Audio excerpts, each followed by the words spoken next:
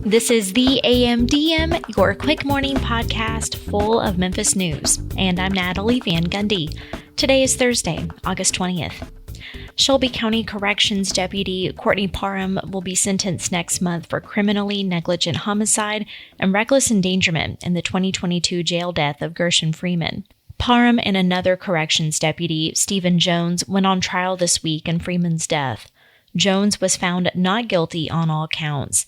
Prosecutors argue the deputies used excessive force when restraining Freeman after he escaped from his cell, leading to his death. Data centers in the Tennessee Valley Authority's coverage area may soon have to pay the full cost of their own power, which, surprisingly, isn't already a thing. The TVA will vote on the proposal at its meeting tomorrow, which it says will put it ahead of other utilities in the country. SpaceX AI has at least 4 data centers in Memphis and South Haven, and most of its power comes from a private plant. But the original SpaceX AI facility in South Memphis does get its power through Memphis Light Gas and Water. The city of Memphis is one step closer to securing funds for a $550 million renovation of FedEx Forum. That's because the Memphis Light Gas and Water Board agreed to continue sending $2.5 million a year toward FedEx Forum maintenance and capital improvements. The money is part of a 2001 agreement to pay toward the original debt for constructing FedEx Forum. An amendment passed yesterday says that money can't be used toward future debt, though. St. Jude Children's Research Hospital has named its new president and CEO. Charles Roberts begins his new role January 1st. Roberts has served as executive vice president and director of St. Jude's Comprehensive Cancer Center and has been at the hospital since September 2015. He is taking over for James Downing, who announced earlier this year he is stepping down as president and CEO. And now it's time for a look at one of the week's biggest stories with Mary Casciola. But stay with us after that for more of the day's news. Earlier this week, Malco Theaters quietly announced that it would soon offer haptic and motion seats in 2 area theaters. In those special seats, moviegoers will get to experience movements, vibrations, and textures synced with what they are seeing on screen. I'm Mary Casciola. Today, the Daily Memphian's arts and culture editor, Elle Perry, is here to talk about this moving development. Elle, thanks for being here. Thanks for having me. Sorry, I couldn't help the little pun there. Nice. Okay, so this is one of the stories that the newsroom has been talking about a lot. So I thought it might be nice to talk about it here too. People seem to have thoughts. So this is this company is based in Canada. They have LA offices as well. But they're working with Malco. They work with other movie companies. So let's back up first. So what exactly is this technology? What are haptics? I know we hear about haptics on our phone, and I think people have a vague idea that it's that buzzes or something. But what sort of is this technology? Nice. So I'm glad that Holly worked with me on this story because she was like, I need you to explain it to me really in Holly plain terms. Our digital director. What is going to happen with these seats? Yes. What is going to happen with these seats? So I read a review and they basically described it kind of as a roller coaster. And keep in mind that it varies. The movie theater chains have a level of customization they can do. So sure. But generally the seats will move, or think about you watching a movie that has a car chase scene and the car is going over grit or sand. You as a person watching it should be able to, through your seat, feel vibrations something. or that matches what you are seeing on screen. Amazing. I do feel in some ways we should have always known this was going to happen, right? The technology is there. Similar things have been done in the past. I feel I have a recollection of something called smell-o-vision. Yes. I never was able to experience smell-o-vision myself. But I think that was something that theaters tried, I'm going to say in the 50s or 60s. I don't know. Just talking right now. But I assume that part of this is a move to try to get people back into movie theaters. Yes. So that's not something that has been explicitly stated. Mm-hmm. I will say during interviews that I've had with folks who have organizations or companies where their goal is to get people into spaces. So like theater, like shows Right. or music or things like that. People haven't recovered from COVID all the way. Right. So We went home and we never came back out. right. It's people now, you have to give them more for them to come out of their comfortable home Right. to come to your establishment.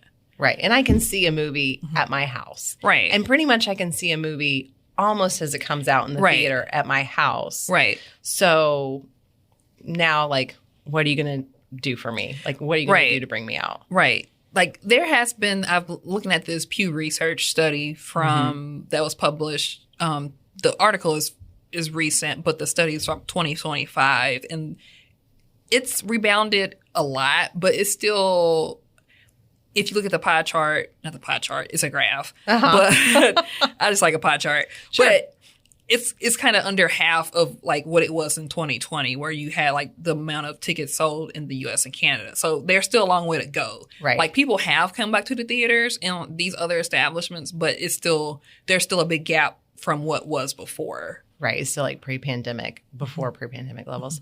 Okay. So when I was reading this story, I was reminded that one time I went to Disney World and we did this Avatar ride. And the Avatar ride was essentially just a big screen, a pair of goggles that you had to wear, and then this like thing that it was like a seat, but it sort of looked like the Avatar thing, right? Like if you're on a horse, bird, flying thing, I kind of remember it looked like that. So we like sit on this thing. And then you put your goggles on and the ride starts and it's basically just like the seat tilting or like moving forward and you're like totally immersed. And it was awesome. So I have to say that. Okay. But this does sort of remind me of that. So I have to ask, because that was pretty expensive. How much is this going to cost? Okay. So for the local option, we don't know yet. Malco said they would release more information closer to the rollout, but I went and looked at the Cinemark chain, and so they have the D-Box seats at the Little Rock Theater that they run, and I was comparing, just like for Spider-Man, it was $10 more for the ticket that had the D-Box technology. Right. But also it's like, is that like Spider-Man could be a really cool movie to see with that kind of technology. It does kind of also bring to mind, like when you now go on an airplane, like your seat has a different price, which I hope that we don't get to with movies, but it kind of sounds like maybe we do, because if you're in a special D-Box seat, it's going to cost you $10 more or whatever. I guess my question for you at this point is like, what if you want to go see a movie at the theater and you were like, no way, I do not want to feel this movie in that way. I mean, what are your options? So like, I can't speak to what Malco, how they will do it. It's at the Cinemark theater that I looked at. So one of these auditoriums, it wasn't the whole, like every seat didn't have it. There were like yellow seats that had the. Oh, okay. Interesting. So you could pick, I don't want this seat, or I don't want to sit next to somebody who has one of these seats also. Like, but like, I don't know if that's like the common practice. Maybe I can imagine maybe you would have, in some instances, maybe there's an auditorium that has all the seats set. So you're just like, I don't pick that showing. Right. It's like an IMAX theater. Right. Everyone's in the IMAX. So like, I'm not sure like how it will look here, like the implementation, but the Cinemark, this specific theater, they had it where, like, cause nowadays you buy a ticket, you pick your seat. Right. At the beginning. Right. So you just pick like, oh, I want one of these seats, or I don't, or I would actually want to be like way far away from one of these seats. Right. It does make the technology where now you're like, okay, I'm getting my seat. Where do you want to sit? Right. Before you just walk into the theater and you're like, where am I going to sit? Okay. Right. But it does make that easier. Okay. So when should we expect to be able to try this out? I'm kind of excited. So they are by Thanksgiving that all of the auditorium should have it, but Malco has said the installation is starting late September. So the theaters in Memphis that will have it are Paradiso and the Collierville locations. Also, if you're in Arkansas, the Razorback in Fayetteville and Fort Smith, Arkansas. So do we think, it sounds like maybe this is like a pilot program for them, but also in their like flagship theaters. So it was kind of interesting to me because the word initially was used, which makes me believe that possibly there could be more additional ones. Maybe it depends on the response. If people are really excited about it, that might give them more incentive to be like, hey, we'll do it at more theaters. If maybe people are less enthused about it, maybe they will just say, hey, just got to go to Paradiso or Collierville. Okay. Well, let's do a fun thought experiment. Let's talk about what movies would we like to see from a D-box seat. Any thoughts? We were actually talking about this yesterday in the newsroom because like the Odyssey was mentioned and somebody was thinking like, I don't know, that might make me seasick. If there's like boat scenes or, you know. Yeah. I've seen the Odyssey and I was thinking about that as well. And there would be times I wouldn't not want this kind of seat in the Odyssey. But like Spider-Man maybe or like, I don't know, maybe a Fast and the Furious or like some sort of car chase movie maybe. Definitely thinking action. And it feels like, you know, so it is kind of interesting because there are all these different ways that theaters and the companies that work with them are making this experience more immersive. So you have to like Dolby Sound, so you're getting a lot of cool audio things.